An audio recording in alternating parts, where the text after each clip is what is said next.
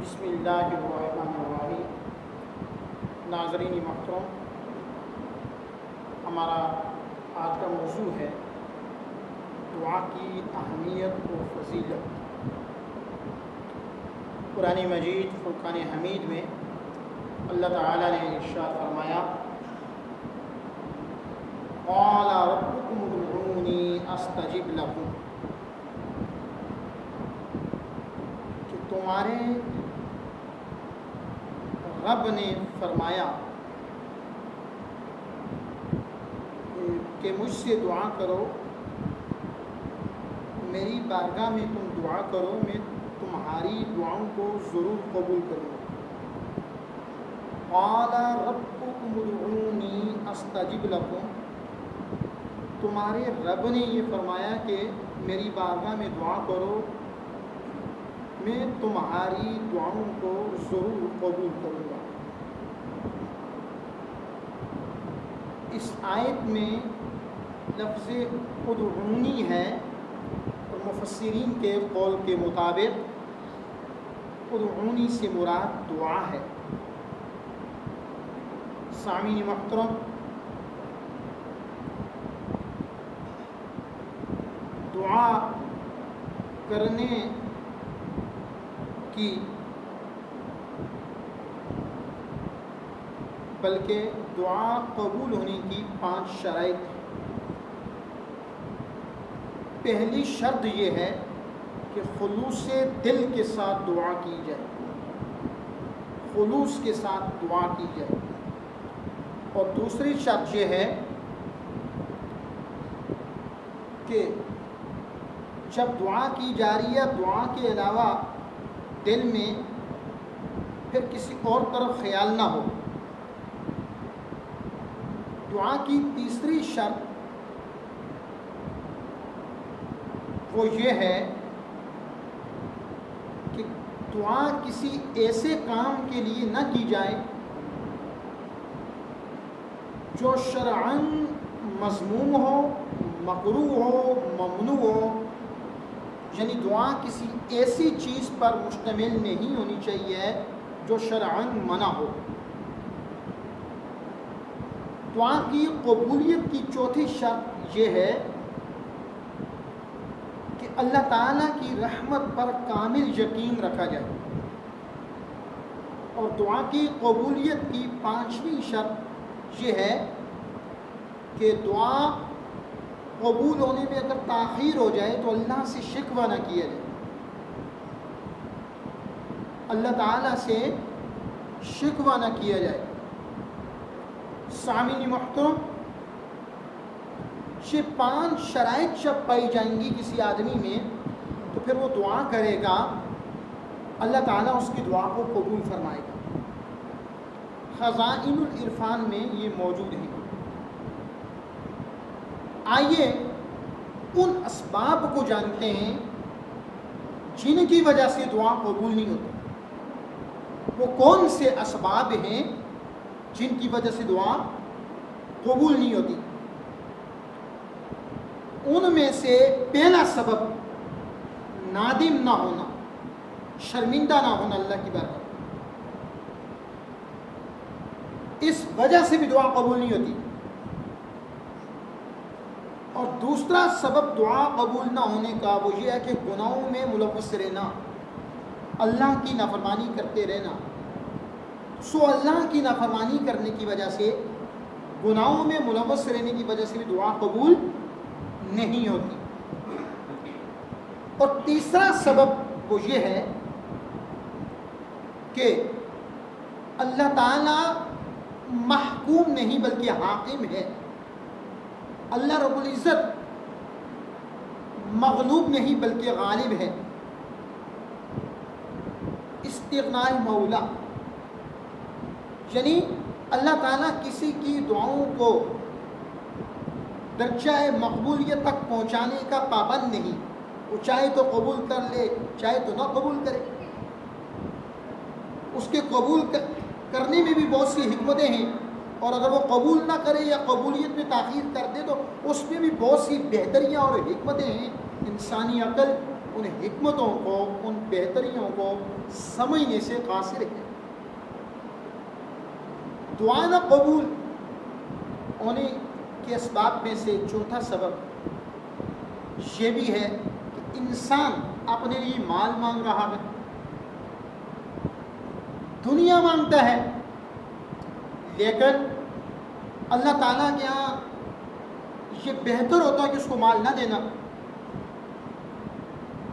اور اللہ تعالیٰ اس کو آخرت میں نوازنا چاہ رہا ہوتا ہے، اور ہوتا یوں کہ مال کے ذریعے ممکن ہے کہ وہ راہ حق سے ہٹ جائے، صراط مستقیم سے اس کے قدم ڈگمگا جائیں۔ تو اس صورت میں اگر اللہ اس کو مال سے نہیں نوازتا تو شکوہ نہ کرے، اس میں بھی اللہ کی حکمت۔ پانچواں سبب وہ یہ ہے، خالق کائنات کبھی کسی کی دعا کو قبول نہیں کرتا، اس دعا کی بدولت آخرت میں اللہ تعالیٰ اس کو ثواب سے نوازتا ہے، اس دعا کی بدولت اس کے گناہ معاف کر دیے جاتے ہیں۔ دعا کرنی چاہیے، اور اللہ کا حکم ہے کہ تم میری بارگاہ میں دعا کیا کرو، اور انسان اپنے بارے میں خود وہ کچھ نہیں جانتا جو کچھ انسان کے بارے میں اللہ رب العزت جانتا ہے۔ وہ شہرت سے بھی زیادہ قریب ہے، وہ قلب انسانی کی جو کیفیات ہیں ان کیفیات سے بھی زیادہ قریب ہے، انسانی دل و دماغ سے بھی زیادہ قریب ہے، وہ رب ذوالجلال جان رگ سے بھی زیادہ قریب ہے۔ وہ سب کچھ جانتا ہے کیا انسان کے لیے بہتر ہے اور کیا انسان کے لیے بہتر نہیں ہے۔ اب آتے ہیں احادیث مبارکہ کی طرف، اس امید کے ساتھ کہ آپ انتہائی دیانتداری اور توجہ کے ساتھ سماعت فرمائیں گے۔ حضرت نعمان بن بشیر رضی اللہ عنہ روایت کرتے ہیں کہ میں نے رحمت کونین صلی اللہ علیہ وآلہ وسلم کو فرماتے ہوئے سنا کہ الدعاء هو العبادہ، دعا عین عبادت ہے۔ ثم قرأ، اس کے بعد رحمت کونین صلی اللہ علیہ وآلہ وسلم نے یہ آیہ بینہ پڑھی، وقال ربکم ادعونی استجب لکم، کہ اللہ فرماتا ہے کہ تم میری بارگاہ میں دعا کرو، میں تمہاری دعاؤں کو قبول کروں گا۔ سامعین محترم، رحمت کونین صلی اللہ علیہ وآلہ وسلم نے ارشاد فرمایا، دعا سے بڑھ کر اللہ رب العزت کی بارگاہ میں کوئی بھی چیز زیادہ محترم اور مکرم نہیں، زیادہ تقریب والی نہیں، دعا سے بڑھ کے کوئی چیز اللہ کی بارگاہ میں زیادہ عزت والی نہیں۔ دعا اللہ کی بارگاہ میں عزت والی ہے، دعا اللہ کی بارگاہ میں محترم و مکرم ہے۔ اللہ کے پیارے حبیب سید الانبیاء صلی اللہ علیہ وآلہ وسلم نے ارشاد فرمایا کہ جسے یہ پسند ہو، جسے یہ پسند ہو کہ اللہ تعالی مشکلات میں اور مصیبتوں میں اس کی دعا کو قبول کرے، جسے یہ پسند ہو کہ اللہ تعالی مشکلات میں اور مصیبتوں میں اس کی دعا کو قبول کرے، رحمت کونین صلی اللہ علیہ وآلہ وسلم نے ارشاد فرمایا اسے چاہیے کہ وہ خوشحالی کے اوقات میں زیادہ دعائیں کرے۔ جو یہ چاہتا ہے کہ مصیبتوں کے وقت اس کی دعائیں قبول ہو، جو یہ چاہتا ہے کہ مشکلات کے وقت اس کی دعائیں قبول ہو، جو یہ چاہتا ہے کہ آزمائش کے وقت اس کی دعائیں قبول ہو، جو یہ چاہتا ہے کہ امتحانات کے وقت اس کی دعائیں قبول ہو، وہ جب خوشحالی کا وقت گزار رہا ہے، جب خوشی کا وقت گزار رہا ہے، جب خوشی کے لمحات ہیں، جب وہ اپنی زندگی فرحت و مسرت کے ساتھ خوبصورتی کے ساتھ گزار رہا ہے، اس سے چاہیے کہ وہ بہت زیادہ دعائیں کرے، تب جا کے اس کی دعائیں اس زمانہ میں اس وقت قبول ہوگی جب وہ مشکلات میں پھنس جائے گا، جب وہ مصیبتوں میں پھنس جائے گا۔ حاضرین محترم، رحمت کونین صلی اللہ علیہ وآلہ وسلم نے ارشاد فرمایا الدعاء مخ العبادہ، دعا عبادت کا مغز ہے، دعا عبادت کا مغز ہے. یہ بھی اللہ کے پیارے حبیب صلی اللہ علیہ وآلہ وسلم کا فرمان.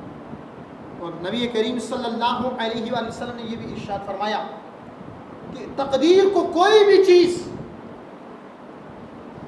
ٹال نہیں سکتی، تقدیر کو کوئی بھی چیز رد نہیں کر سکتی، الا دعا، سوائے دعا کے.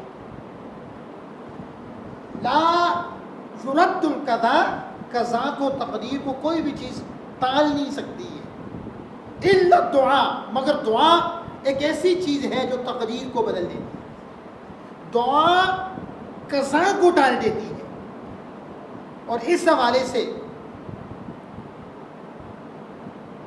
اولیاء اللہ سے منقول کثیر واقعات موجود ہیں کہ کن کن مواقع پر کس کس زمانہ میں دعاؤں سے تقدیریں بدل گئی. اور فرمایا کوئی بھی چیز زندگی کو بڑھاتی نہیں، لیکن ایک عمل ایسا ہے جو زندگی کو بڑھاتا ہے. نبی کریم صلی اللہ علیہ وسلم نے فرمایا ایک عمل ایسا ہے جو انسانی عمر کو بڑھاتا ہے، وہ نیکی. نیکی سے بڑھ کر کوئی چیز انسانی زندگی کو بڑھا نہیں سکتی، اور دعا سے بڑھ کے کوئی چیز تقدیر کو ٹال نہیں سکتی. نبی کریم صلی اللہ علیہ وآلہ وسلم نے دعا کی فضیلت اور اہمیت کو بیان کرتے ہوئے ارشاد فرمایا کہ دعا تب بھی نفع مند ہے، مفید ہے، فائدہ دینے والی ہے جب مصیبتیں اور بلائیں اتر رہی ہیں. اور اس وقت بھی دعا فائدہ دینے والی ہے، مفید ہے، نفع بخش ہے جب مصیبتیں اور بلائیں نہ اتر رہی ہیں. اس لیے تم دعا کو لازم پکڑو، دعا لازمی کیا کرو. سامعین محترم، رحمت کونین صلی اللہ علیہ وآلہ وسلم نے ارشاد فرمایا کہ اللہ تعالیٰ فرماتا ہے اے میرے بندے، جب تک تو مجھ سے دعا کرتا رہے گا، میری بارگاہ میں دعا کرتا رہے گا، میں تیرے گناہوں کو بخشتا رہوں گا. مجھے کوئی پرواہ نہیں کہ تیرے گناہ آسمان کے بادلوں کو چھونے لگے، فضاؤں تک پہنچ جائے، اور فضاؤں سے بھی بلندیوں پر آسمان کے بادلوں تک پہنچ جائے. اگر تو مجھ سے دعا کرتا رہے تو میں تیرے گناہوں کو بخشتا رہوں گا، تیری دعائیں قبول ہوتی رہیں. اور یہ بھی فرمایا کہ اگر تیرے گناہ، اللہ فرماتا ہے میرے بندے، اگر تیرے گناہ زمین کے برابر ہو، شرق تا غرب ہو، مشرق تا مغرب ہو، شمال تا جنوب ہو، لیکن یہ بات کہ تو میرے ساتھ کسی کو شریک نہ کرتا ہو، مجھ سے اس حال میں ملاقات کرے، اور میں زمین بھر کے برابر تجھے بخششوں سے نوازوں گا. گناہ بہت بڑا جرم ہے، لیکن بندہ مومن کو اللہ کی رحمت سے مایوس نہیں ہونا چاہیے. لا تقنطوا من رحمت اللہ، اللہ کی رحمت سے مایوس نہ ہو. اللہ کی رحمت، وہ اللہ جو 70 ماؤں سے بڑھ کے اپنے بندے سے پیار کرتا ہے، اس کی رحمتوں پر ہم کیا کلام کر سکتے ہیں. پھر نبی کریم صلی اللہ علیہ وآلہ وسلم نے ارشاد فرمایا وہ دعا جلدی قبول ہوتی ہے، وہ دعا، آپ کی آواز مجھے آنی چاہیے، وہ دعا جلدی قبول ہوتی ہے جو دعا بندہ اپنے مسلمان بھائی کے لیے اس کی غیر موجودگی بھی کرے. وہ دعا جلدی قبول ہوتی ہے جو دعا بندہ اپنے مسلمان بھائی کے لیے اس کی غیر موجودگی بھی کرے.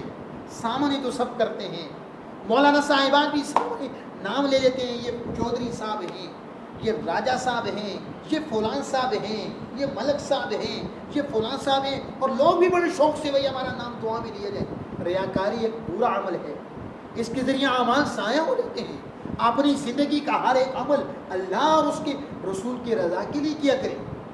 فرمایا وہ دعا جلدی قبول ہوتی ہے جو غیر وجود کی بھی کی جائے اپنے مسلمان بھائی کے لیے. اور نبی کریم صلی اللہ علیہ وآلہ وسلم نے یہ بھی ارشاد فرمایا جو شخص اپنے مسلمان بھائی کے لیے دعا کرتا ہے، بدعا نہیں، دعا کرتا ہے، اللہ تعالیٰ اس کے لیے ایک فرشتہ مقرر فرما دیتا ہے. وہ فرشتہ اس شخص کے لیے دعا کرتا ہے جس نے اپنے مسلمان بھائی کے لیے دعا کی، اور وہ فرشتہ کہتا ہے یا اللہ جو دعا اس نے اپنے مسلمان بھائی کے لیے کی ہے وہی دعا تو اس کے حق میں قبول فرما. جو اس نے اپنے مسلمان بھائی کا نصیب مانگا ہے وہ نصیب تو اسے بھی عطا فرما. تو پتہ چلا اپنے بھائیوں کے لیے، خواہ وہ خونی رشتوں سے بھائی ہوں، خواہ وہ دین کے رشتے سے بھائی ہوں، ان کے لیے بھی اچھی دعائیں مانگنی چاہیے. دعاؤں میں کنجوسی نہیں کرنی چاہیے. بھائی یا اللہ میری تمام کام سیدھے ہوں، میرے معاملات درست نہیں. حضور کی پوری امت کے لیے دعا کریں، تمام مسلمانوں کے لیے دعا کریں، تمام مسلمان بھائیوں بہنوں کے لیے، بچوں بزرگوں کے لیے دعا کریں. اس کا فائدہ کیا ہوگا ناظرین محترم؟ اللہ تعالیٰ آپ کی دعاؤں کو قبول کرتا رہے گا، اللہ تعالیٰ آپ کی دعاؤں کو بھی قبول کرتا رہے گا. نبی کریم صلی اللہ علیہ وآلہ وسلم نے ارشاد فرمایا 3 دعائیں قبول ہوتی، 3 لوگوں کی دعائیں قبول ہوتی ہیں. 3 لوگوں کی دعائیں، ایک مظلوم کی دعا قبول ہوتی ہے جو مظلوم ہو، مظلوم کی دعا کو اللہ قبول کرتا ہے. دوسری دعا مسافر کی دعا قبول ہوتی ہے. اور نبی کریم صلی اللہ علیہ وآلہ وسلم نے فرمایا تیسری دعا باپ کی دعا اپنے بچوں کے حق میں قبول ہوتی ہے. باپ کی دعا، والد کی دعا اپنے بچوں کے حق میں قبول ہوتی ہے. آپ کو میری بات سمجھ آ رہی ہے؟ سامعین محترم، ایک خاص بات کہنے لگا ہوں، جوان بزرگ بچے دھیان سے سننا میری اس بات کو، اور صرف سننا ہی نہیں یاد بھی رکھنا. دعا ایک ایسا عمل ہے، دعا ایک ایسا عمل ہے جو انسان کو مرنے کے بعد بھی فائدہ پہنچاتا ہے. انسان قبر میں رہتا ہے، قبر کی تاریکیوں میں ہے، لیکن اس کے بچے اس کے لیے دعا کر دیں تو دعا اس کو فائدہ پہنچاتی ہے. صدقہ جاریہ کی صورت میں. آئیے وہ کلام رسول، وہ حدیث مصطفیٰ آپ کو سناؤں. رحمت کونین صلی اللہ علیہ وآلہ وسلم نے ارشاد فرمایا اذا مات الانسان، انسان جب مر جاتا ہے، انقطع عنہ عملہ، اس کے اعمال کا سلسلہ ختم ہو جاتا ہے. مر گیا تو کیا عمل کرے گا؟ اب نماز بھی نہیں پڑھ سکتا، اب وہ حج بھی نہیں کر سکتا، اب وہ زکوٰۃ بھی نہیں دے سکتا، اب وہ روزے بھی نہیں رکھ سکتا، مر گیا ہے. اب وہ کسی سے خوش اخلاقی سے پیش بھی نہیں آ سکتا، لڑ بھی نہیں سکتا، کھا پی بھی نہیں سکتا، وہ مر گیا ہے. اعمال ختم ہو گیا، اعمال کا سلسلہ ختم ہو گیا. لیکن امام الانبیاء نے فرمایا 3 کام ایسے ہیں، 3 کام ایسے ہیں جو مرنے کے بعد بھی اس کو فائدہ پہنچاتے رہے. سمجھ آ رہی ہے آپ کو؟ فرمایا انسان مر جائے اس کے اعمال کا سلسلہ ختم ہو جاتا ہے، لیکن 3 چیزیں ایسی ہیں جو انسان اگرچہ قبر میں لیٹا ہوا ہو وہ 3 چیزیں اس کو فائدہ پہنچاتی رہتی ہیں. ناظرین محترم، بچوں بزرگوں جوانوں، آئیے جانتے ہیں وہ کون سی 3 چیزیں ہیں. میں کسی بزرگ کا قول نہیں سنا رہا، میں محمد رسول اللہ کی حدیث سنا رہا ہوں. محمد رسول اللہ نے فرمایا ان میں سے پہلی چیز جو انسان کے مرنے کے بعد اس کو فائدہ پہنچاتی ہے وہ صدقۃ جاریہ، صدقۃ جاریہ، صدقہ جاریہ. پانی کا ایک کولر کی رکھوا دیا، کنواں وقف کر دیا، مسجد میں اینٹ لگوا دی، کسی کو عالم اور قرآن کا حافظ بنا دیا، مفتی بنا دیا، اور کوئی اور کام کر دیا، راستہ دے دیا، کوئی اور صدقہ جاریہ کا کام کر دیا، کوئی فلاحی کام کر دیا. قبر میں ہے آدمی، اس کو ثواب ملتا ہے، صدقہ جاریہ. اور دوسرا عمل کیا ہے جس کا ثواب مرنے کے بعد ملے گا؟ فرمایا او علم ينفع به، علم نافع. کچھ کتابیں اس کی لکھی، لوگ پڑھ کے استفادہ کرتے رہے، علم پھیلایا، لوگ اس کے تلامذہ اور طلبہ سے استفادہ کرتے رہے تو اس کو فائدہ پہنچتا رہے گا. اور رحمت کونین صلی اللہ علیہ وسلم نے فرمایا تیسرا عمل جو مرنے کے بعد قبر میں انسان کو فائدہ پہنچاتا ہے وہ ہے او والد صالح یدعو لہ، اس آدمی کی نیک اولاد ہے، والد صالح، اس آدمی کی نیک اولاد، یدعو لہ، جو اس کے مر جانے کے بعد اس کے لیے دعا کرے. تو پتہ چلا دعا ایک ایسا عمل ہے جو فقط زندگی ہی میں نہیں، انسان قبر میں بھی چلا جائے، اس کے قبر میں جانے کے بعد اس کے بہن بھائی، اس کی بیوی بچے، اس کے رشتہ دار، اس کے تعلق دار ہاتھ اٹھا لیں، کچھ پڑھ کے اس کو بخش دیں، دعا کر لیں، تو یہ دعا اس کو قبر میں بھی کام آئے گی، یہ دعا اس کو قبر میں بھی کام آئے گی. سامعین محترم، اس زندگی میں تو دعا کرنی ہی کرنی ہے، قبر میں بھی دعائیں کام آنا ہے. میں احادیث مصطفیٰ بحوالہ آپ کو سنا چکا ہوں. نبی کریم صلی اللہ علیہ وسلم نے فرمایا اذا صلیتم علی المیت فاخلصوا له الدعاء، جب تم میت پر نماز جنازہ پڑھ چکو پھر بھی خالصتاً اس کے لیے دعا کرو. فرمایا زندگی میں بھی دعا کرو، تم خود بھی دعا کرو، دوسروں سے بھی دعا کراؤ. میت پر جب تم نماز جنازہ پڑھ چکے ہو پھر بھی دعا کرو.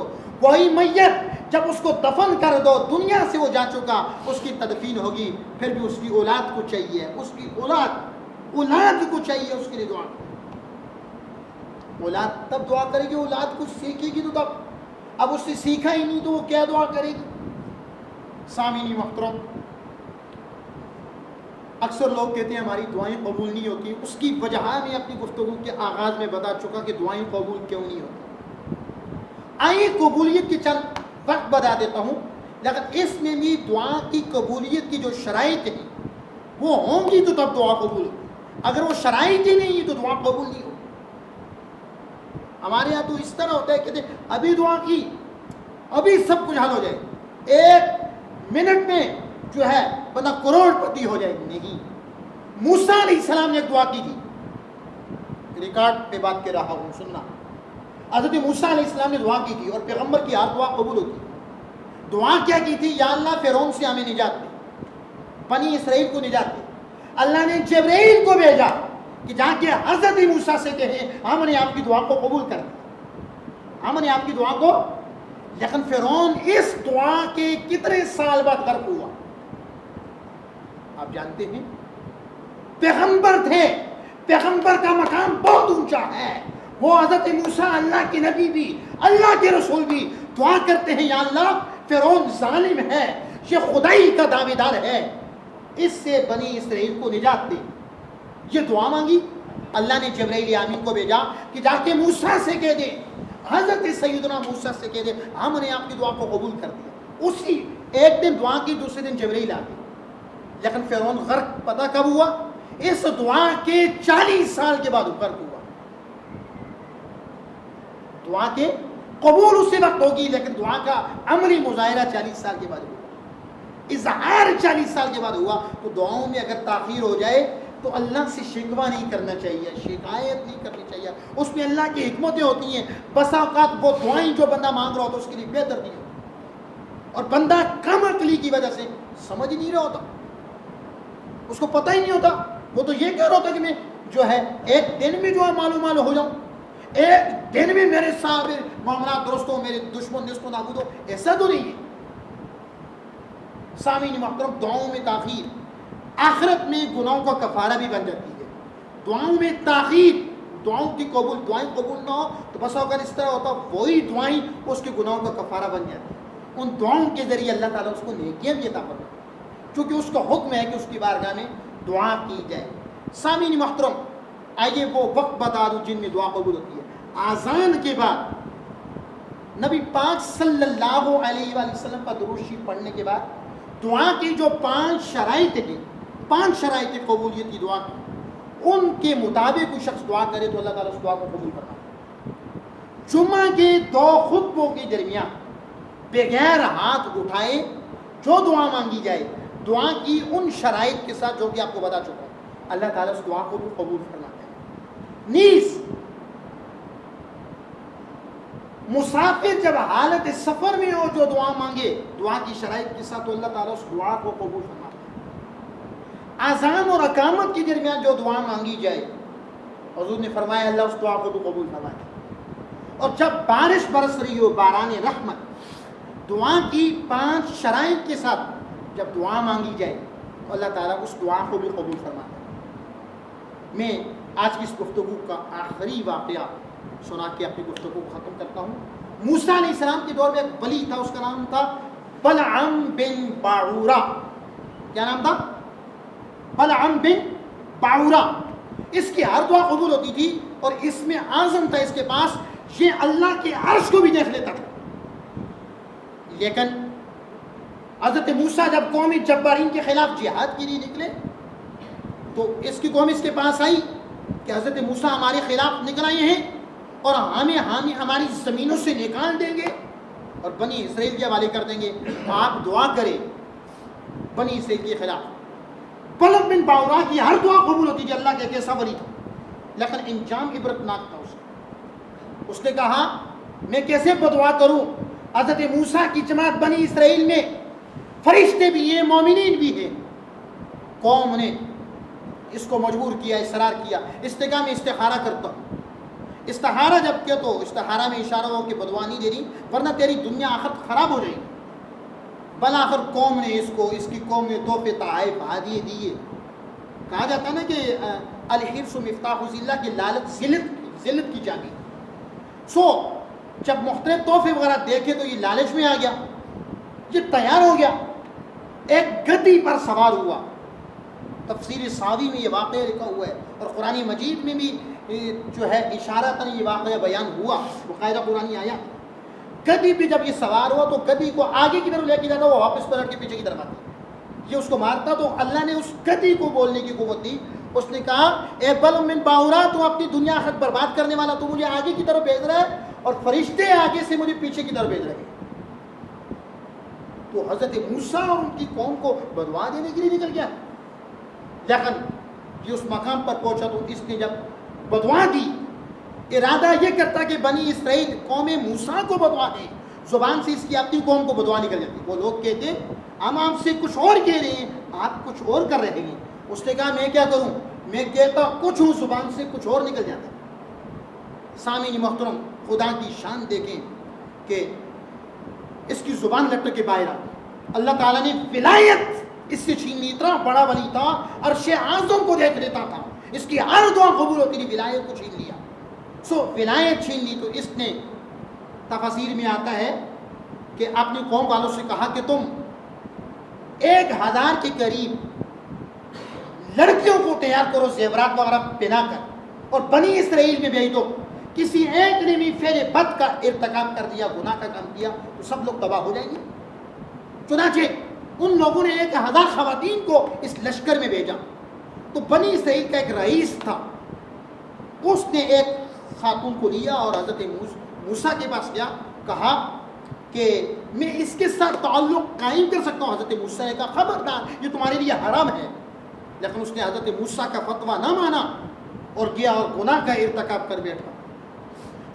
ایک گناہ کیا، ایک گناہ کی وجہ سے 70,000 لوگ مر گئے. طاعون پھیل گیا، 70,000 لوگ مر گئے اور ناکام واپس آئے، شکست تو ہوگی. بلعم بن باعورہ کی زبان لٹک کر سینے پر آ گئی اور انبیاء کرام علیہ السلام نے اللہ کی بارگاہ میں عرض کیا اے اللہ یہ ایک ایسا ولی تھا، اس کی ہر دعا قبول ہوتی تھی، یہ عرش اعظم کو دیکھا کرتا تھا، اس کے پاس اسم اعظم تھا، ہر دعا اس کی قبول ہوا کرتی تھی. کون سی وجہ تھی کہ ولایت کو اس سے لے لیا گیا، ولایت چھین لی گئی؟ تو اللہ نے جواب دیا کہ میں نے اس کو مستجاب الدعوات بنایا تھا، اس کی ہر دعا قبول ہوتی تھی، لیکن اس بدبخت بد نصیب نے زندگی میں کبھی میری نعمتوں کا شکر ادا نہیں کیا، نعمتوں کا شکر نہ ادا کیا. رب ذوالجلال نے اپنی دی ہوئی نعمتوں کو واپس لے لیا. سامعین محترم، اللہ کی نعمتوں پہ شکر ادا کیجیے اور اللہ کی بارگاہ میں عجز کے ساتھ، اکڑ کے ساتھ نہیں، اوباش بن کے نہیں، عاجزی کے ساتھ گڑ گڑا کر اپنے آپ کی نفی کر کے اللہ کی بارگاہ میں سچی دعا کی شرائط کے ساتھ جب کی جائے تو رب ذوالجلال 70 ماؤں سے بڑھ کے پیار کرنے والا ہے. یقیناً وہ اپنے بندوں کی دعاؤں کو قبول فرمائے گا. اللہ تعالیٰ ہماری اس حاضری کو قبول فرمائے. وآخر دعوانا ان الحمد للہ رب العالمین.